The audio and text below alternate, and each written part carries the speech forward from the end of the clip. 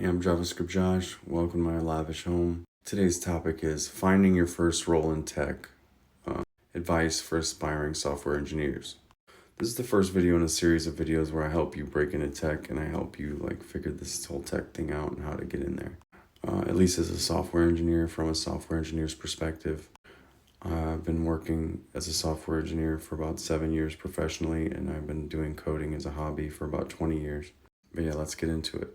First thing you want to do, choose a path.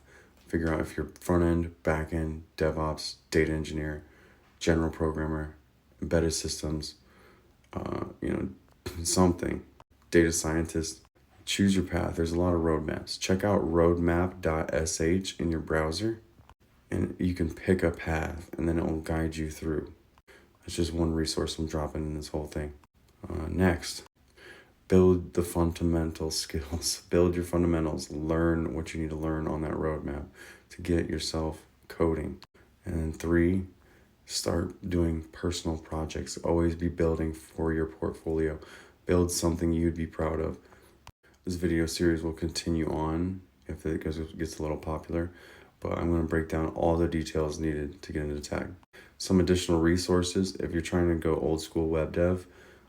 Free Code Camp will get you started, but I wouldn't recommend their React course because it teaches class-based React, and React is more functional now.